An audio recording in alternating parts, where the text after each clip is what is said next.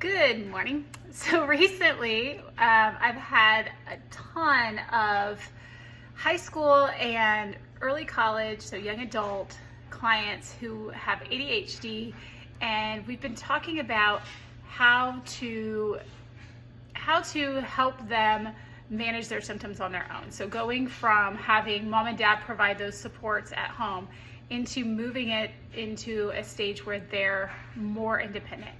And one thing I want to say for parents of younger students with ADHD, these are things that we can kind of start working on and start pushing into independence as they're younger if we're intentional about it. So before I tell you what we're doing at the beginning of the school year for my kids at home to kind of lead into this, I do want to say I'm super excited. I have brought on as a contractor Dr. Heather Myers, who is a psychologist and is wonderful and so well-read and just very good at her job. We worked together for 10 years in public schools before I left to go private practice, and now she has retired and is coming on to take some cases for us. So I'm so excited. We've done a couple of cases together already.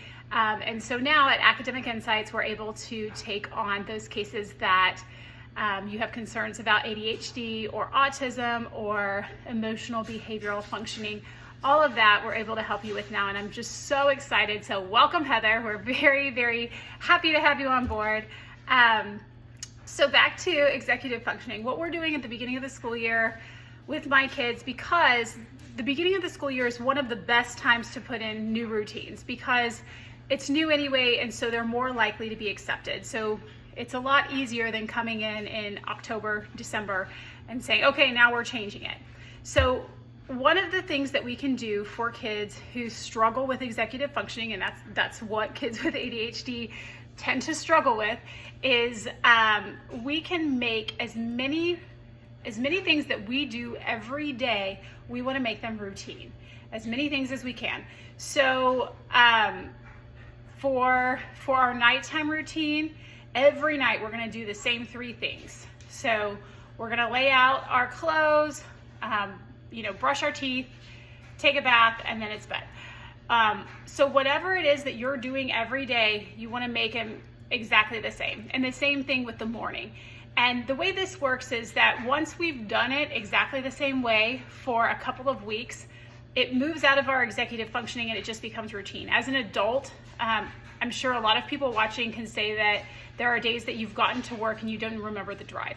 Well, it's a little scary, but at the same time, you're taking that same drive every day. If there was nothing out of the ordinary, you don't register it because your routine part of your brain is taking over and you're not having to process it like it's a novel problem. And that's what we want to do for our kids, is take as many things as possible out of the executive functioning and move it into something that's just routine, and it click, click, click, they do it every day. So in order to get them into these routines, for my little, you can find these things on Amazon. You can just get it. There's lots of pictures on it, but a picture card for your non-readers that have Velcro. And so this is helpful. They just go through and they take it off every day. Now, after 2, 3, 4 weeks, you should stop having to use the card for most kids who are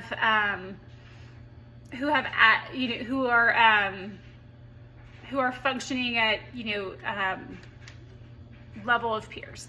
And for some kids, you may use it all year, and that's great too, because at least they're in the routine. And then for my emerging reader, we'll sit down in the next couple of days because we're working on back to school. Our kids go back next week.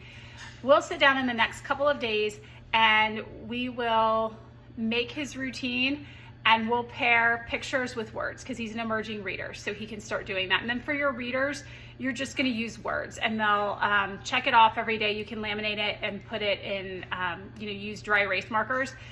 And then hopefully you're going to scaffold to where they don't need it anymore. And if they need it all year, again, that's fine.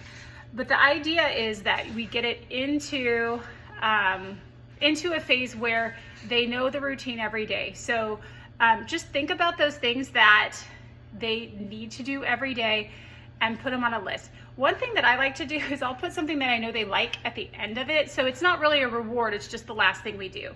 So this summer we did ice cream happy hours on the back porch. We probably won't do that this school year because sometimes it does mess with bedtime. But part of our routine was, after the cleaning of the house, that's when the ice cream happy hour was. So it wasn't that it was a reward, it was just the next thing, but we needed to do everything else to get to it. So those are things like, if in your morning schedule you do have time for maybe some screen time before they go, maybe it's 5 minutes of a show they like, or it's 5 minutes of like an app like ABC Mouse before they go to school.